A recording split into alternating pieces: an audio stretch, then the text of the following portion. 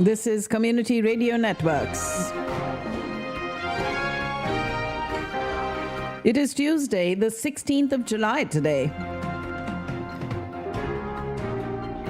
And we have all the information that you need to take on this beautiful Tuesday morning.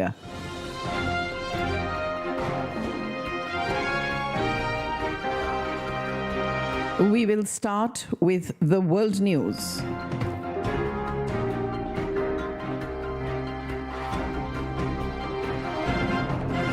This is Community Radio Networks, the world news, read by Shabna Madgil. Former President Trump has tapped J.D. Vance to be his running mate at the Republican National Convention last night, catapulting the Ohio GOP senator even more into the national spotlight. He grew up in Jackson, Kentucky and Middletown, Ohio, described a childhood consumed by poverty and abuse in his best-selling 2016 memoir called Hillbilly Elegy. Vance openly criticized Trump in 2016 as pundits used his memoir to explain the former president's popularity with white rural voters. He previously suggested Trump could be America's Hitler and called him noxious and compared him to an opioid. But the former president has selected Senator J.D. Vance as his running mate for the 2024 election yesterday. The announcement came during the first day of the Republican National Convention in Milwaukee, Wisconsin, just before Trump officially became the party's presidential nominee. He is expected to accept the nomination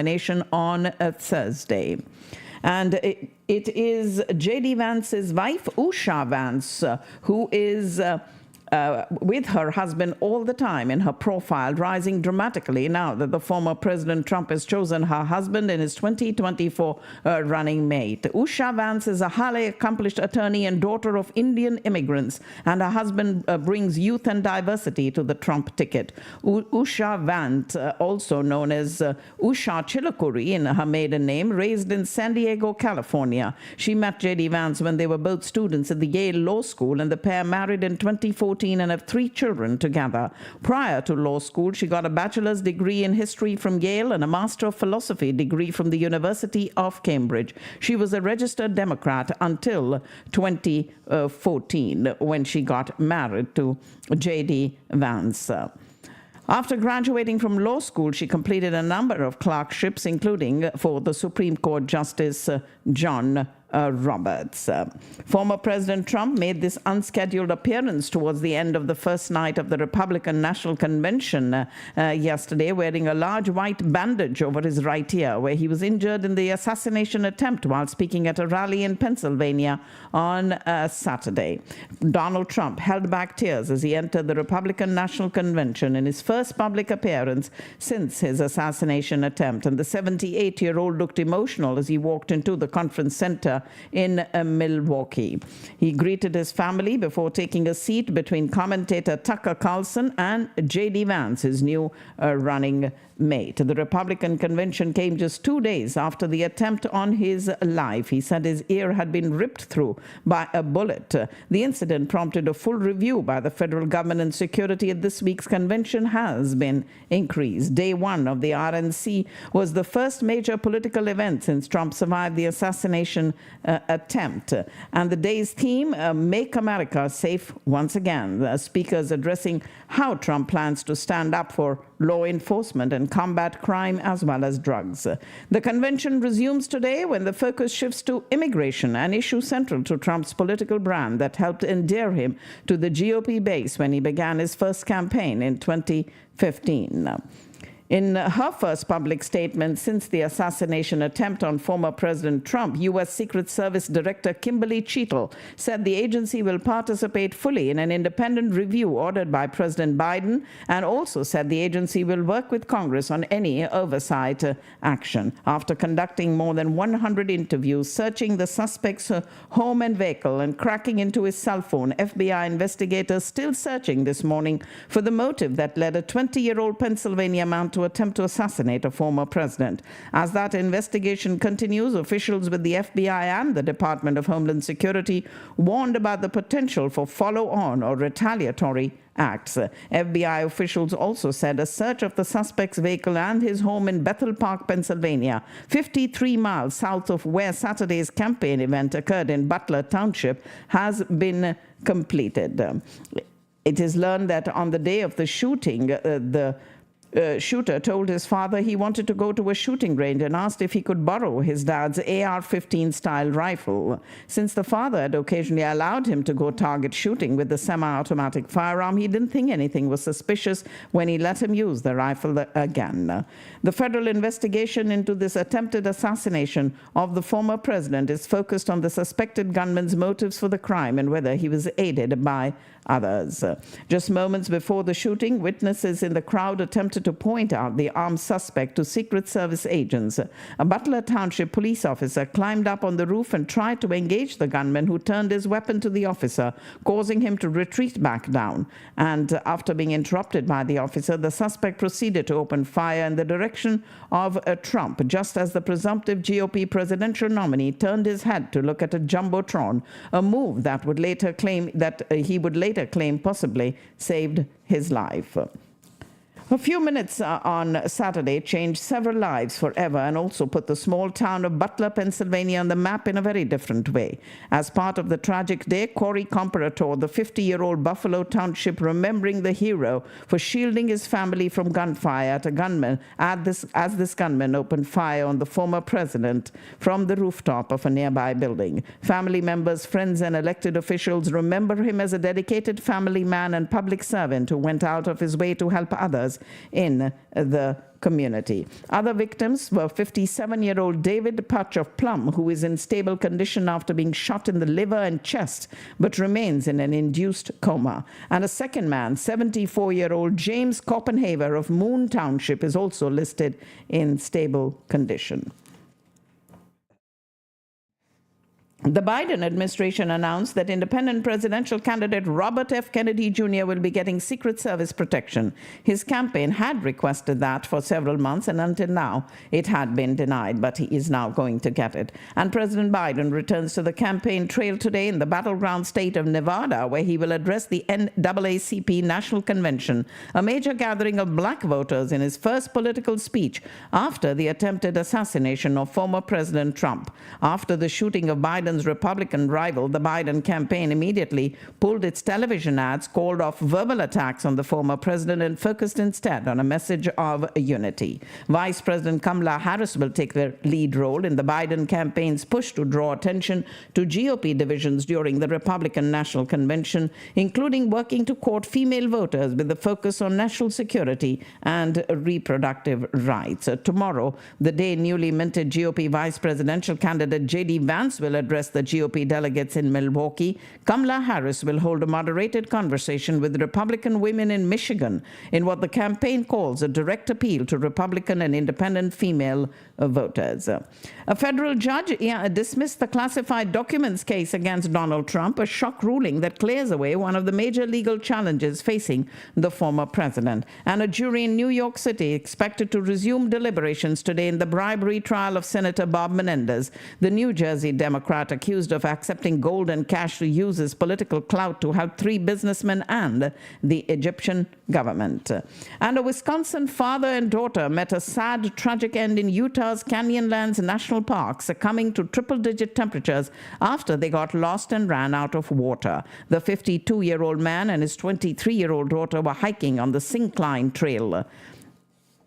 5 cases of bird flu have been identified among workers culling poultry at a farm in northeast Colorado, and the commercial egg operation was impacted by the H5N1 outbreaks that have also affected wild birds and dairy cows in several states. Since the first cattle infections were reported in late March, 157 herds have tested positive for H5N1 across 13 states, and 4 states have had more than 20 herds impacted: Texas, Idaho, Colorado, and Michigan. California has become the first state to ban rules that require schools to notify parents if their child asks to change their gender identification. Proponents of the legislation say it will help protect LGBTQ+ students who live in unwelcoming households. Arrests for illegally crossing the border from Mexico have plunged 29% last month, the lowest month of Joe Biden's presidency, and that provide another window on the impact of a new rule to temporarily suspend asylum. U.S. Secretary of State Antony Blinken has told two top Israeli officials of the unacceptably high civilian casualties in Israel's bombardment of the besieged Gaza Strip. Israeli strikes across Gaza killed more than 30 people in deadly violence that continues to rage as Israel and Hamas weigh the latest ceasefire proposal. In central Gaza, the strikes overnight into this morning killed 30 people, and the deaths in Nusrat and Zawaida, which included 10 women and 4 children, came days after Hamas said ceasefire talks meant to wind down the 9-month-long war would continue, even after Israel targeted the militant group's top military commander, Mohammed Deif, whose fate remains unclear. Israel hammered the Gaza Strip from the air, the sea, and the land as the war in the Palestinian territory showed no sign of abating. And it is the Israeli military that has issued new orders closing several areas in the Gaza envelope where access is now prohibited without prior coordination. Palestinian factions, including rivals Hamas and Fatah, will hold unity talks in China this month. The two factions met in China in April to discuss reconciliation efforts to end around 17 years of political splits.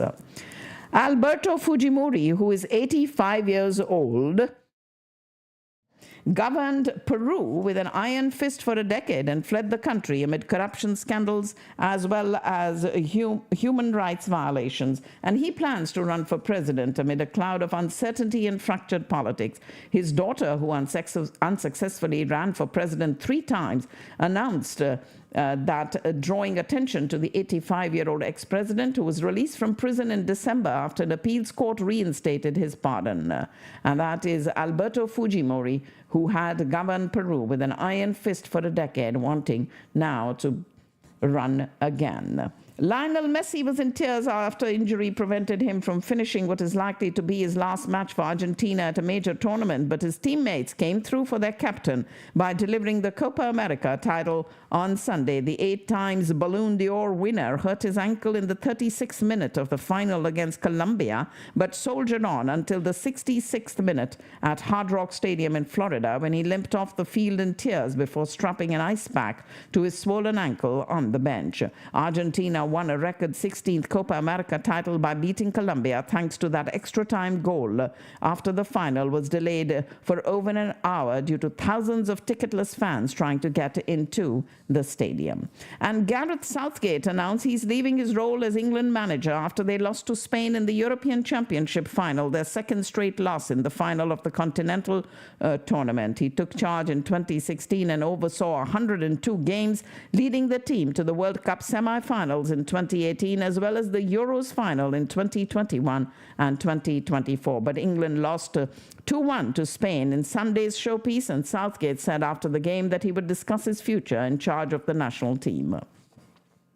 In a historic ceremony at the Royal Courts of Justice, MP Shabana Mahmood was sworn in as the first female Muslim Lord Chancellor of the United Kingdom. And the event marked a milestone in British history, with Ms. Mahmood swearing her oath on the Holy Quran. By law, the Lord Chancellor is Secretary of State for Justice and the Minister of the Crown responsible for the administration of the courts and legal aid in England and Wales.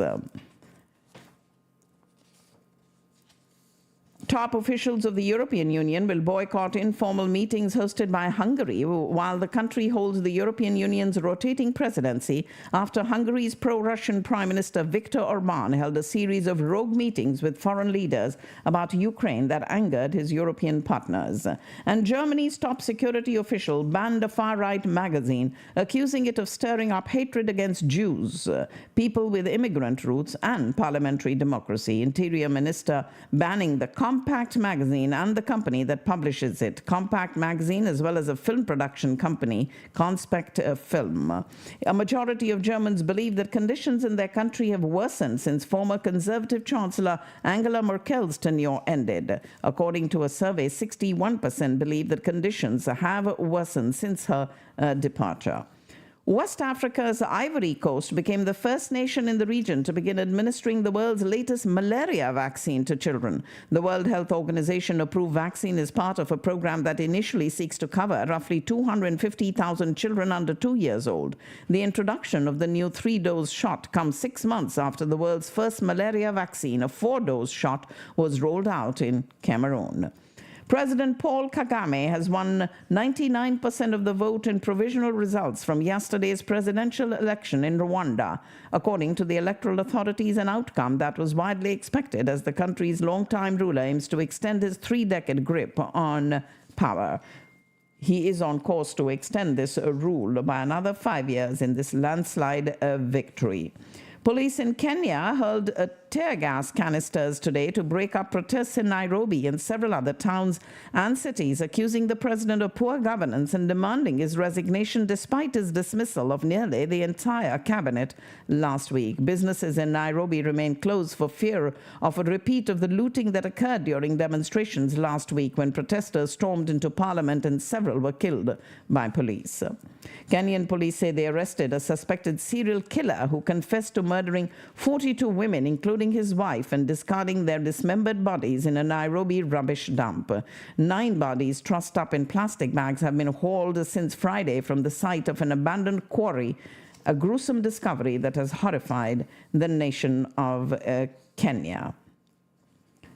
Ladies and gentlemen, you're listening to the World News on community radio networks, and a high-profile North Korean diplomat stationed in Cuba has defected to the South, according to the South Spy Agency, confirming to the BBC. The political counselor is believed to be the highest-ranking North Korean diplomat to escape to South Korea since 2016. Details about North Korean defections often take months to come to light, as the defectors must take course on South Korean society before they are formally integrated.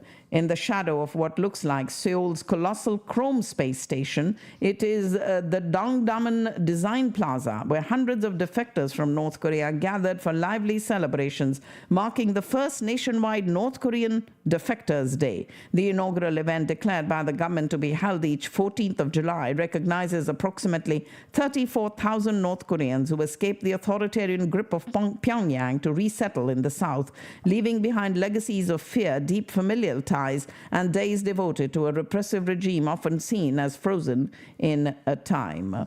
The lively celebrations in the heart of South Korea are particularly significant given the difficulties that the defectors often face once they arrive, with many struggling to assimilate and a rare few even risking their lives to return to the hermit nation. At least 35 people were killed and 230 injured after heavy rain in eastern Afghanistan. The casualties were caused by heavy storms and rains that collapsed trees, walls, and roofs of people. And images shared by the department there showed medical personnel wearing white and blue uniforms giving treatment to those who were injured. And rival students in Bangladesh clashed, leaving at least 100 people injured as demonstrators opposing quotas for coveted government jobs battled counter-protesters loyal to the ruling party. Police and witnesses said hundreds of anti-quota protesters and students backing the ruling Awami League party battled for hours on Dhaka University campus, hurling rocks, fighting with sticks, and beating each other with iron rods. The quota system reserves more than half of well-paid civil service posts to totaling hundreds of thousands of government jobs for specific groups, including children of heroes from the country's 1971 liberation war. And anti-quota protesters blamed the ruling party students for this violence. Bangladesh Prime Minister Sheikh Hasina says she's taking measures after a slew of corruption scandals, including one involving her former household servant, who now travels by helicopter after amassing a staggering $34 million fortune. Recent accusations dominating Bangladesh's normally pliant media have involved a former army chief, an ex-police chief, senior tax officers, and a state recruitment official. Thousands of lawyers in India's capital protested against an overhaul in criminal legislation by staying away from work and boycotting court hearings as the opposition mounted to changes. Many have been angered by new laws that came in on the 1st of this month, expanding police powers to keep people in pre-trial detention and requiring judges to issue written rulings within 45 days of the end of a trial. Prime Minister Modi's government has defended the changes, which also include the death sentence for gang rape of women under 18, saying they are victim-centric. And lawyers in 7 district courts around New Delhi took part in this strike. The CBI has arrested 2 people for stealing the NEET UG question paper. They've been identified as Patna's Pankaj Kumar and Hazaribag's Raju Singh. Those arrested have been identified involved in the stealing and circulation of that question paper. And Mihir Shah, the main accused in the hit-and-run case, was sent to judicial custody by a Mumbai court till the 30th of this month. He is been accused in the Worli BMW hit-and-run case, today sent to judicial custody. The 24-year-old son of a Shiva Sena politician arrested after he allegedly rammed his BMW into a two-wheeler, leading to the death of 45-year-old Kaveri Nakwa. The woman was killed while her husband was injured after their two-wheeler was hit from the rear by the BMW in Worli's arterial Annie Besant Road. Also, it is Union Home Minister Amit Shah who claimed that Congress will snatch away the reservation accorded to the backward classes and give it to Muslims if it comes to power in Haryana. He was addressing the backward classes Samman Sammelan in the state, and the BJP leader claimed that Congress didn't implement for years the recommendations made by the Kaka Kalekar Commission regarding OBC reservation. As many as 14,731 cases of sexual crimes against minor girls were recorded under the Protection of Children from Sexual Offences Act between 2021 and 24 in the state of Rajasthan. This data was provided in the State Assembly to an unstarred question by Congress MLA Samarjit Singh from the Bhinmal constituency. In the Jammu and Kashmir region, there has been a spike in terror attacks. 4 Indian Army soldiers lost their lives in a terrorist attack in Doda in Jammu and Kashmir amid a recent spike in these terrorist activities in the region. And it was 12 security personnel, including an army captain and 10 civilians who have died, while 55 people injured in terrorist attacks since the 1st of January.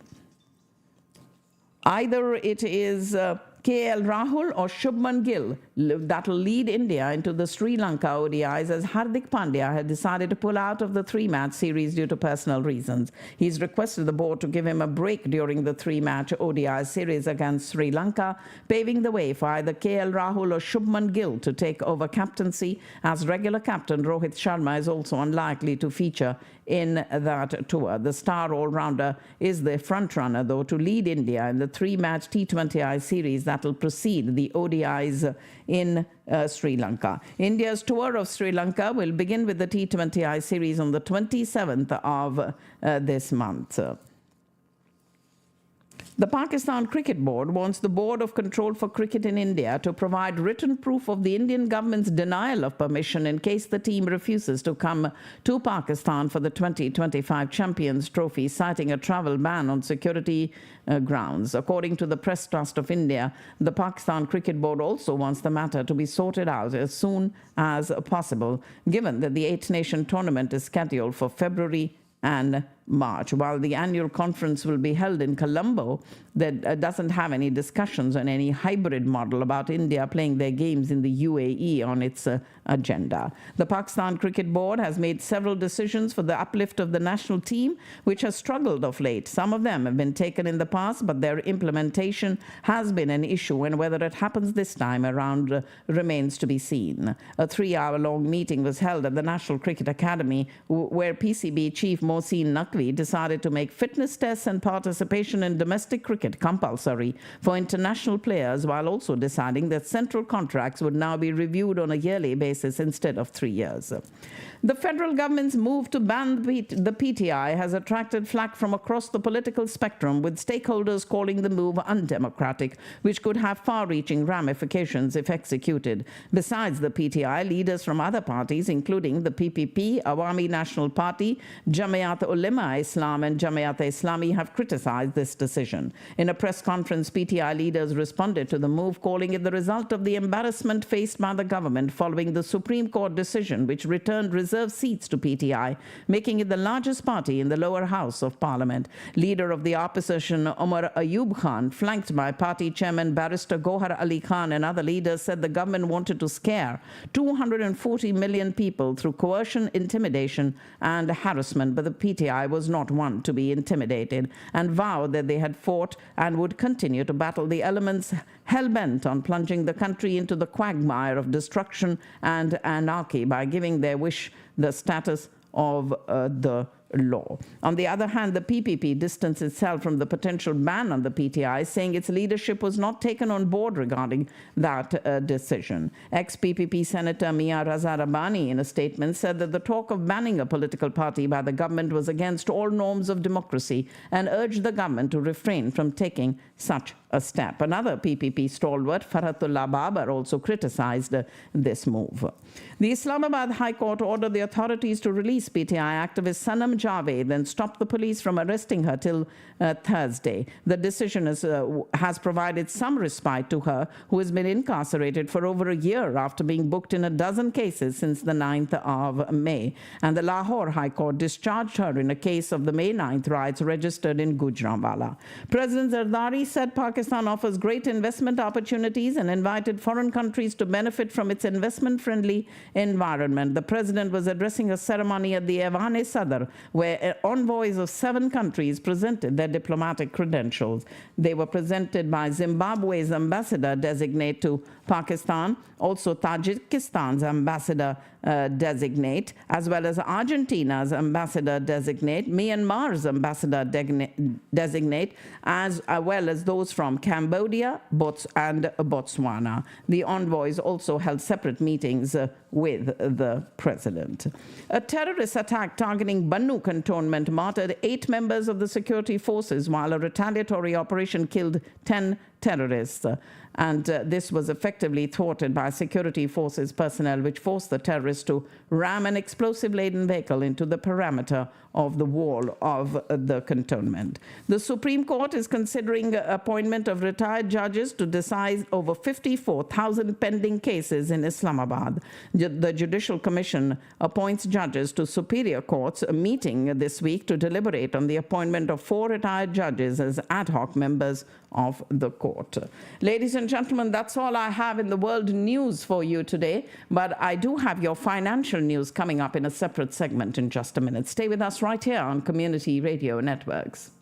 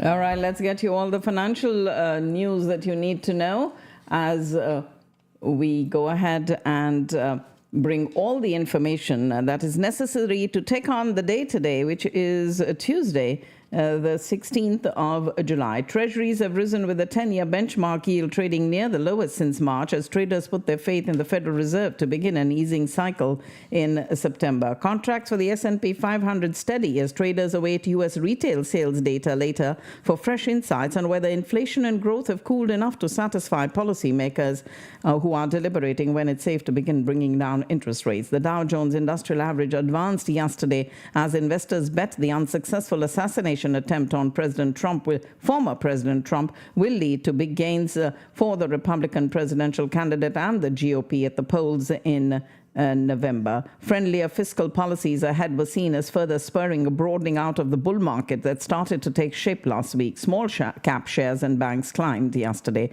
The blue chip Dow jumped 210.82 points or 53% to 40,211. The S&P 500 added 0.28% to 5,631, and both touched new intraday highs in the session, while the former also saw a record close, and the Nasdaq Composite rose 0.4% to 18,472. Federal Reserve Chair Jay Powell will give another signal that the central bank is nearing the time when it can start cutting rates, while emphasizing that he wants to stay in his job until his term is up in May of 2026. He said that recent data lifts the central bank's confidence that inflation is coming down towards its 2% target, a trend that signals interest rate cuts on the horizon. Gold rallied towards a record as expectations for Federal Reserve rate cuts grow and traders ramp up bets on a second Donald Trump presidency. Spot bullion rose 0.8% to just below $2,443 an ounce after increasing yesterday to within $11 of the peak that was set in late May. His selection of Senator J.D. Vance to be his running mate elevates a figure with long-standing financial connections that are sure to play a role in the rest of the 2024 campaign for Donald Trump. And if he wins in November, Vance will instantly become a key conduit to wide swaths of the business world. From powerful corners of Silicon Valley to manufacturers he championed both as a venture capitalist and as a senator. The 39-year-old worked for years as a venture capitalist and has spent more of his career in the business arena than in the political one.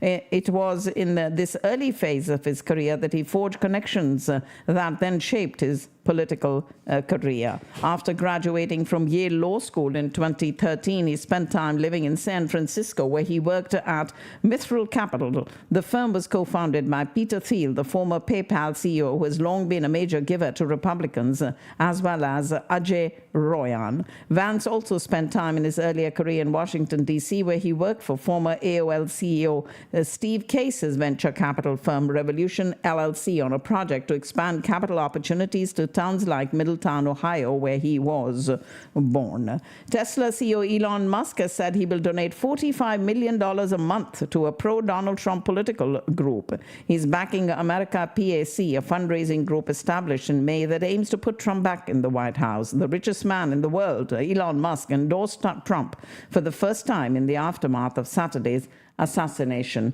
attempt.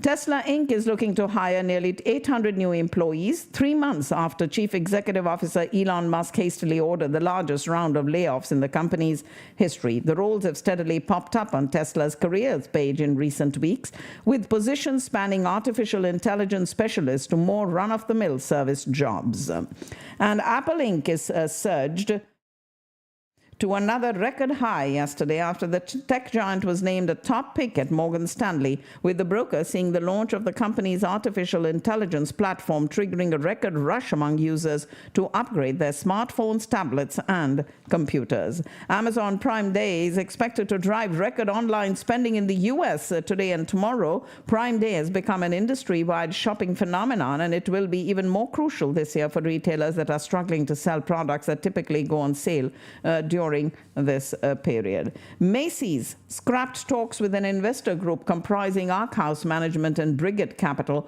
that had offered to acquire the department store chain for $6.9 billion, sending its shares down 15% yesterday. And if you're an AT&T wireless customer, pay attention, because there's a good chance hackers have accessed some of your information. For the second time in 3 months, the company has announced a major data breach, this one affecting nearly all AT&T cellular customers.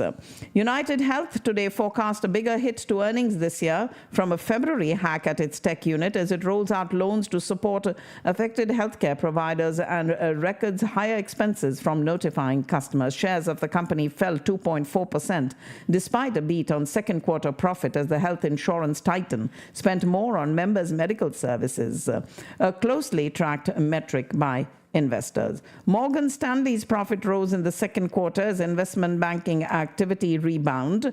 Its net income rose to $3.1 billion, or $1.82 per share in the 3 months that ended on the 30th of June. Dollar General has been fined $12 million in order to improve its safety measures at its more than 20,000 locations after settling claims that it put workers in danger by blocking emergency exits. The Department of Labor shared this settlement, noting that the discount retailer had to significantly dial back its inventory and improve its stocking practices to prevent unsafe storage. Cold storage giant Lineage has said it is seeking to raise up to $3.85 billion in its IPO in the U.S. The real estate investment trust backed by private equity firm Bay Grove Capital is offering 47 million shares at a price range of $70 and $82 each.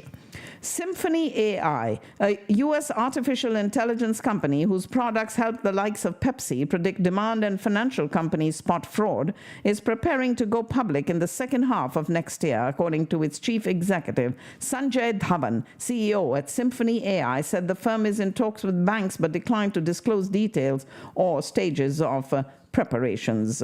Headquartered in Palo Alto, California, Symphony AI serves more than 2,000 customers already, including PepsiCo and Citadel.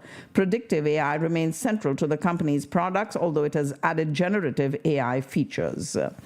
Disney appears to have been hacked. The entertainment giant is the apparent victim of a cybersecurity incident which hackers claiming to possess more than 1 terabyte of data from the company. Disney is investigating the matter. The hacktivist group is called Nullbulge, claiming responsibility for this hack.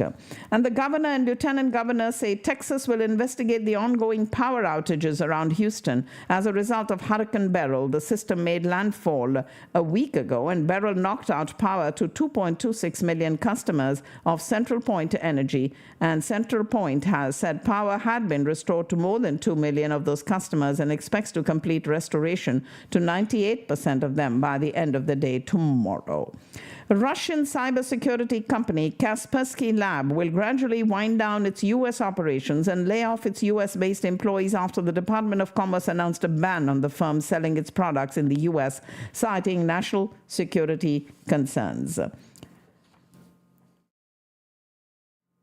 One of America's most popular exports is illegal in South Korea. Trader Joe's Everything But the Bagel seasoning mix.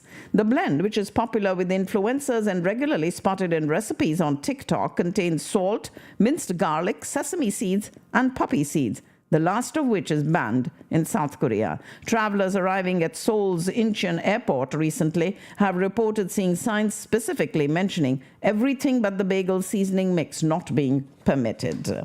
Thailand's Prime Minister has said that eligible businesses and individuals can register from August for digital cash handouts, a controversial program that will cost billions of dollars and is meant to boost the lagging economy. The government announced the widely criticized ambitious plan named the Digital Wallet, meant to give 10,000 bahts, which is $275, to 50 million citizens in digital money to spend at local businesses. Prime Minister Thavisin has posted this. The registration will begin on the 1st of August for Digital Wallet, a major campaign promise of the ruling Sretha's Pheu Thai party ahead of last year's general election. Shopping online, skipping meals out, and a general sense that decades of double-digit growth are very much a thing of the past. Beijingers saying that they are feeling the pinch as the economy has slowed. Chinese authorities said the country's economy had expanded by just 4.7% in the second quarter, some of its slowest progress in years, and a sign that official efforts to revive growth were not working. Former Rolls-Royce head designer Ian Cameron, who was 74 years old, fatally stabbed outside his Bavaria mansion, and the assailant has fled, cutting power cables to the garages. Former Rolls-Royce head designer stabbed to death outside his £3 million mansion in Bavaria. The 74-year-old British national was attacked by an assailant at his residence, and reports claim that the police are actively searching for the suspect who fled the scene on foot. India is exploring ways to boost its exports to Russia, including by encouraging a rupee-ruble trade and pushing Moscow to lift non-tariff barriers. In the wake of Prime Minister Modi's visit to Moscow, old partners India and Russia have stepped up trade since Russia invaded Ukraine in early 2022, but the increase has been overwhelmingly one way, dominated by India buying Russian oil, shunned by traditional customers in Europe. India and the five-nation Eurasian Economic Union bloc are working to finalize broad contours and their terms of reference on a proposed free trade agreement.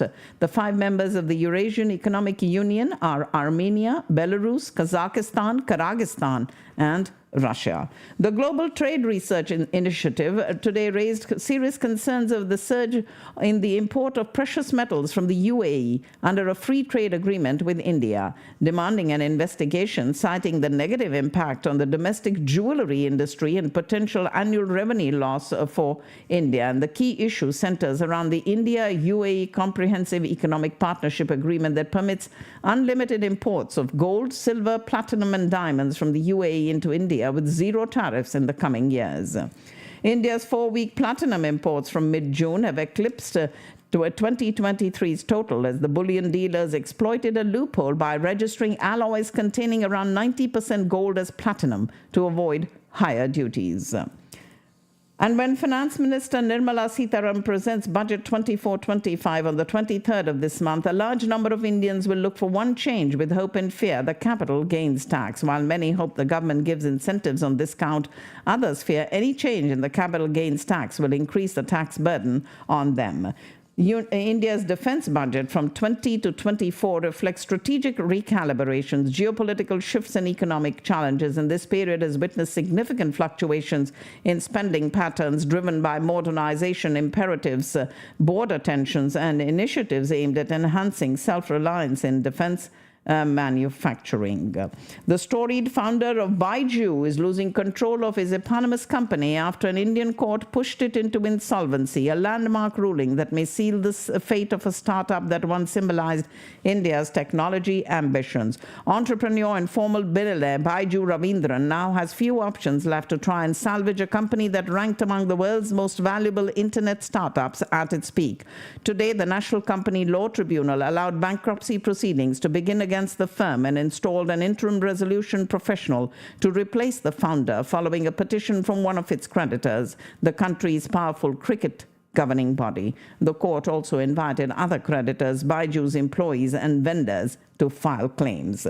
Indian budget carrier SpiceJet Limited reported a six-fold jump in fiscal fourth quarter profit after it settled borrowings worth $90.8 million from Canada's Export Development Agency at a discount. Net income was $14.1 million in the 3 months that ended on the 31st of March. And today's drop share in geofinancial price came after the company recorded a 5.81% dip in its year-on-year consolidated profit. And we do have Bajaj Auto consolidated revenue from operations for the quarter standing at 11,932 crore rupees, reflecting a 16% rise. A survey out by Local Circles, a community social media platform, shows that 6 out of 10 are spending 50% or more every week on vegetables as compared to previous months. Last month, food inflation surged significantly in India, lifting the overall consumer price index up from 4.8% in May, as tomato prices across India touched a staggering 80 rupees per kilogram, Two hybrid varieties developed by a Bengaluru-based institute under the Indian Council of Agricultural Research could potentially safeguard against future crises.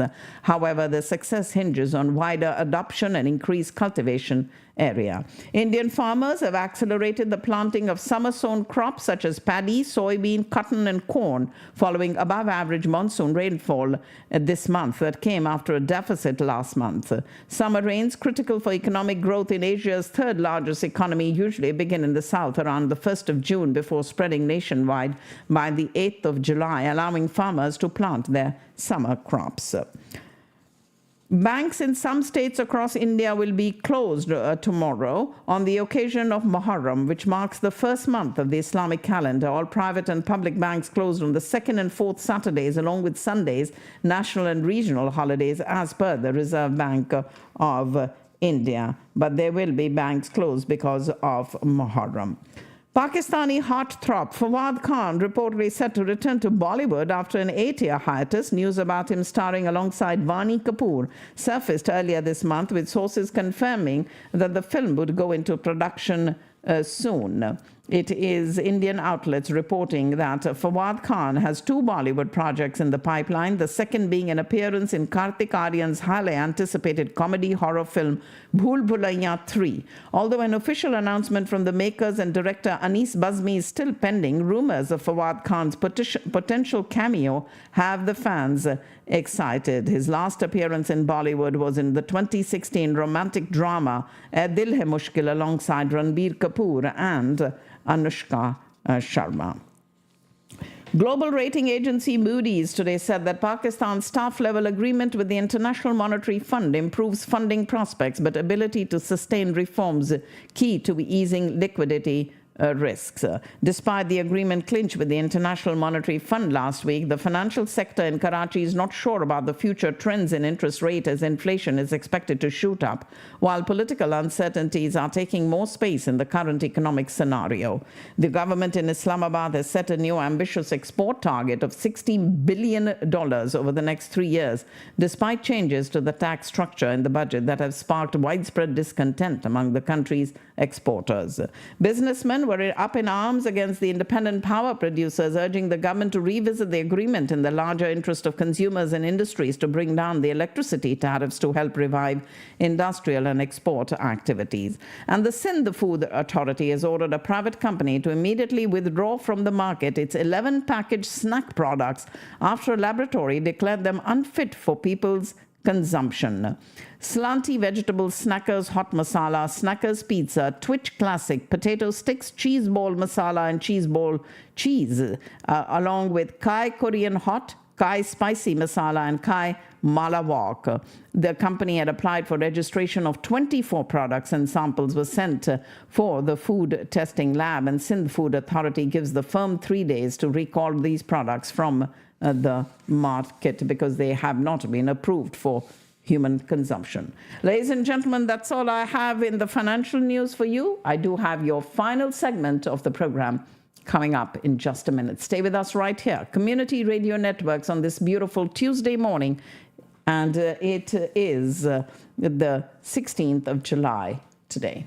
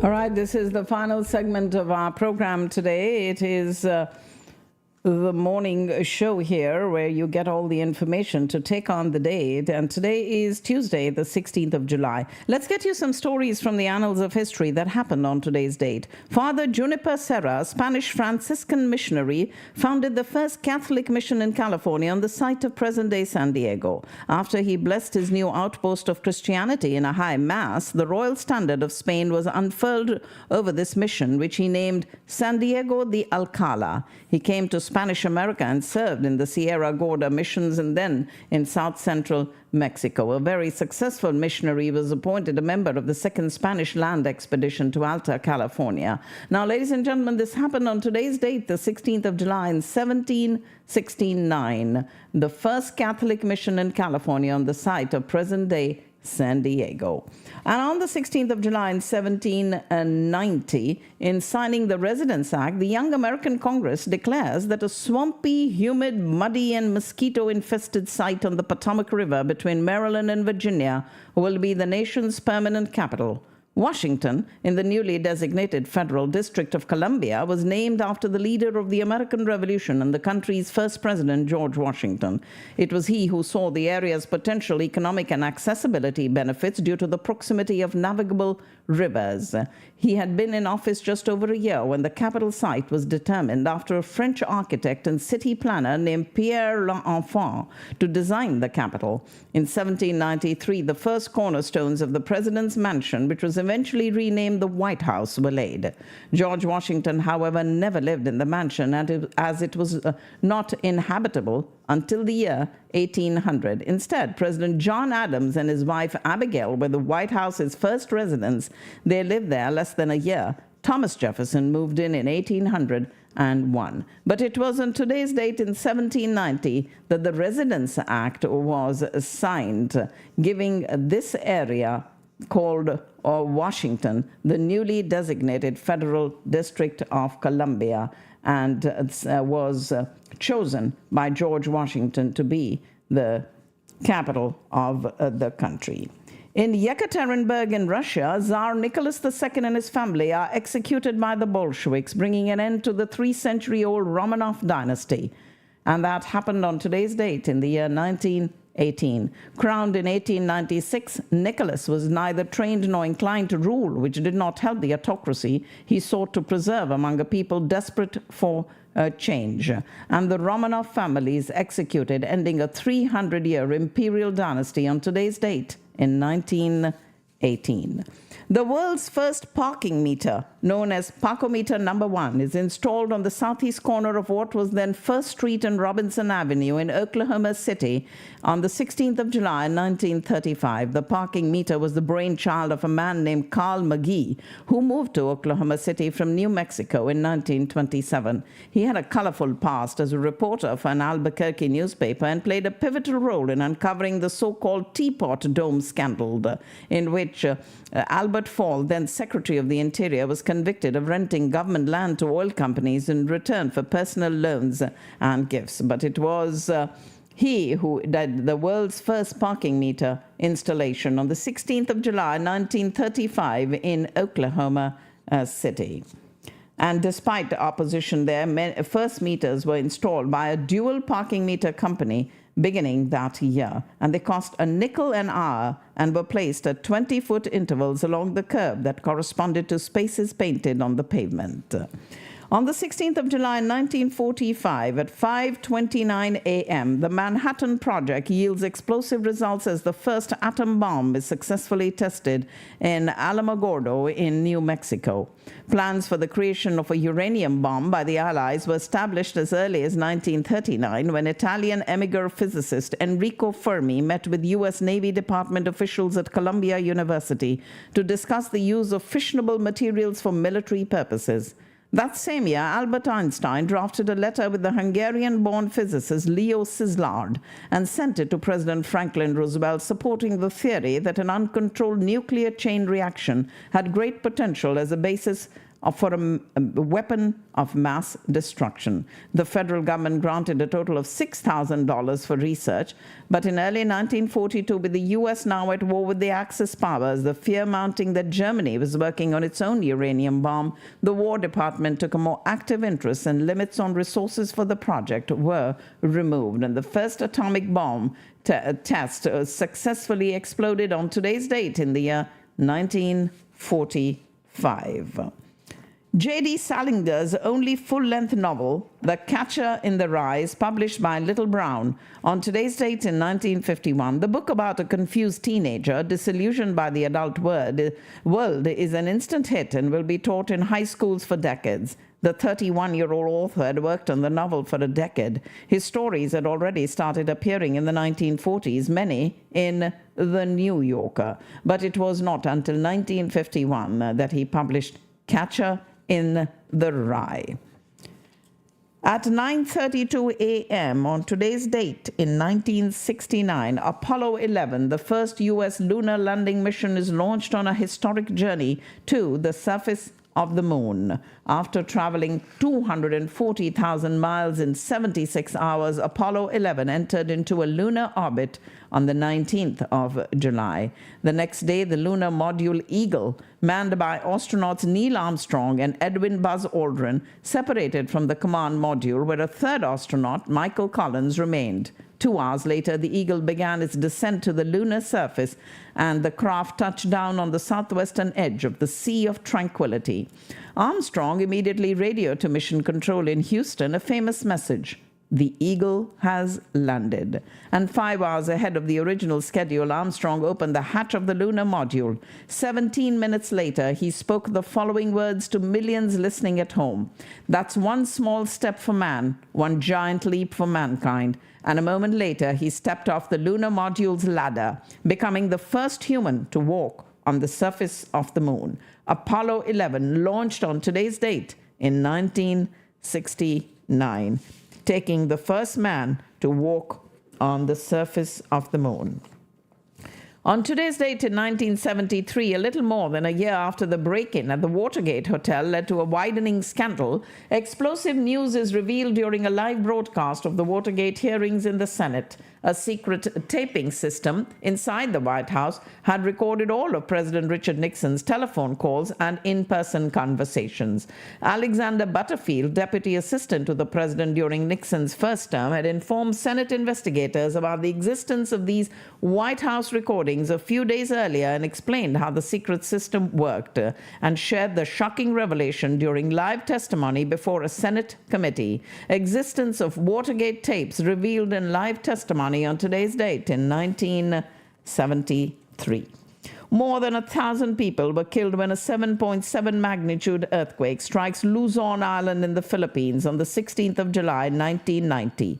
The massive tremor wreaked havoc across a sizable portion of Luzon, the country's largest island, and the city of Baguio suffering the most devastating effects. The epicenter of the quake was north of Manila in the Nueva Ecija province. Reports indicate that the shaking went on for nearly a full minute. Collapsing buildings were the main cause of damage and death. The earthquake that wreaked havoc in the Philippines on today's date in the year 1990 killed 1,000 people. And in 1999, on the 16th of July, John F. Kennedy Jr., his wife Carolyn Bessette Jr., and her sister Lauren Bessette die when the single-engine plane that Kennedy was piloting crashes into the Atlantic Ocean near Martha's Vineyard in Massachusetts. John Fitzgerald Kennedy Jr. was born on the 25th of November 1960, just a few weeks after his father and namesake was elected the 35th President of the United States. On his third birthday, John attended the funeral of his assassinated father and was photographed saluting his father's coffin in a famous and searing image. Along with his sister Caroline, he was raised in Manhattan by his mother Jacqueline. After graduating from Brown University in a very brief acting stint, he attended New York University Law School, passed the bar on his third try, and worked in New York as an assistant district attorney, winning all 6 of his cases. In 1995, he founded the political magazine called George, which grew to have a circulation of more than 400,000. It was John F. Kennedy Jr., his wife, and her sister, all 3 who died in the single-engine plane crash in the plane that he was piloting as it crashed into the Atlantic Ocean near Martha's Vineyard in Massachusetts. On the 16th of July in 2002, President George W. Bush announces his plan for strengthening homeland security in the wake of the shocking September 11th terrorist attacks on New York and Washington, D.C., in which nearly 3,000 people had been killed. In the immediate aftermath of the disaster, in an attempt to prevent further bloodshed on American soil, Bush landed a massive overhaul of the nation's security, intelligence, and emergency response systems through the creation of the White House Office of Homeland Security. It was part of a 2-pronged effort which included preemptive military action against terrorists in other countries to fight the war on terror. President Bush unveiling this strategy for Homeland Security on today's date, the 16th of July in 2002. I have huge thanks going out for support of community radio networks to Discount Power, as well as to Houston EB5, the Ahluwalia Law Offices, the Wyndham Hotel in Irving, Digital X-Force in South Lake, as well as Maikolachi, Ruchi Palace by Maikolachi, and Kinzer Law, Sri Vimal, Vimal's Venue, Eggholic in Irving, Mystic Mandala, and Flashbrush Productions. Raring to roar, the 2024 Texas Super Kings continuing with their cricket tournament, and the next game will be on the 19th of July at the Grand Prairie Stadium right here in Dallas. Also on the 19th, 20th, and 21st, we have the Carom Grandmasters Tournament, singles and doubles, a 3-day event with a Bollywood banquet night, global participation, lots of cash prizes, and a live broadcast. All this happening this weekend, 19th, 20th, and 21st. Atif Aslam is coming into town, and the only concert in, not into this town, the only concert, he's coming into the state, and the only concert in Texas will be in Austin. It's going to be on Sunday the 21st at the Long Center in Austin. Sri Shirdi Sai Baba Temple of DFW on Plano Parkway inviting all of you for their Guru Purnima celebrations on Sunday the 21st, starting with the first Arati at 7 o'clock, and then 9:30 at night will be the final Arati. All day long Guru Purnima celebrations at the Sri Shirdi Sai Baba Temple of DFW on Plano Parkway, ShirdiSaiDallas.org.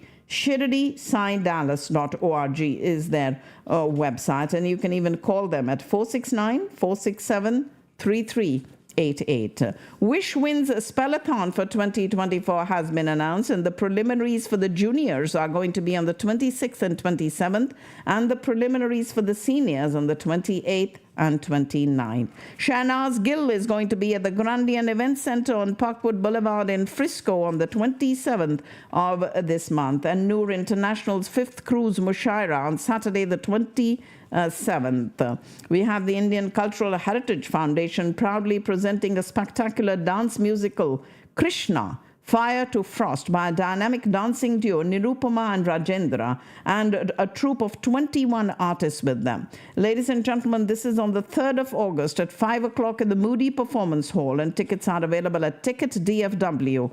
And it is one that you don't want to miss. The pulsating personality of Draupadi from the greater epic, the Mahabharata, will be portrayed on a stage. Abhinav Dance Company's Krishna, Fire to Frost, being presented as a spectacular dance musical on the enigmatic personality of Draupadi. We do also have a job fair on the 8th of August. This is the North Texas Job Fair hosted by U.S. Congresswoman Beth Van Dyne in partnership with the U.S.-India Chamber of Commerce on the 8th of August at the Texas Rangers Stadium. Madhuri Dixit will be in Dallas on the 9th of August. And on the 10th of August, a program called Yadein, reminiscing the songs of Kishore Kumar, Lata Mangeshkar, and Muhammad Rafi at the Grand Center in Plano. Pakistan Society of North Texas is bringing to you a live performance by Farhan Sayyed and Sabah Qamar as part of their Qaid Mela this year, celebrating the Independence Day of Pakistan. Sunday, the 18th of August at the Frisco Flyers Event Center. And at the Dallas Museum of Art, we have Frida, Beyond the Myth. It is an exhibition that starts on the 18th of August, and it is a tribute to Frida Kahlo, coinciding with her 70th anniversary. The Dallas Museum of Art is presenting Frida, Beyond the Myth. It starts in August and continues until November. Wellness and Workplace Conference on the 22nd of August, brought to you by the U.S.-India Chamber of Commerce. And also, we do have the Anand Bazaar being announced, the 47th Anand Bazaar, celebrating 77 years of India's independence by the India Association of North Texas. This is the most attended event of the year. It is going to be at the Frisco Rough Riders Stadium on Saturday, the 31st of August. For those of you who'd like to sponsor this event or would like a booth at this event, please register at iant.org. Join the Brahma Kumaris in welcoming Sister Shivani, a globally renowned spiritual teacher and motivational speaker, as she guides us with ancient wisdom to bring hope and clarity in times of confusion and chaos. On Sunday, the 8th of September, from 2 to 4, the Credit Union of Texas Event Center in Allen. Season 2 of Mughal-e-Azam, the Broadway-style musical, is happening back here in North America and in Dallas on the 13th, 14th, and 15th of September at the Dallas Music Hall. Flashbrush Productions brings you a bridal expo on the 14th of September at the Frisco Hall. For those that would like a booth there, would like to sponsor this event, please call Priya. Her number is 972-963-0954. 19th September is Texas Giving Day, and please do mark the 13th of October for the Dallas Festival of Lights, the Grand Diwali Mela by Mystic Mandala at the South Fork Ranch. Ladies and gentlemen, that's what I have in your social calendar as it stands today on the 16th day of July, and that also is my show for today. For those of you who'd like to reach me directly, my number is 214-675-1754.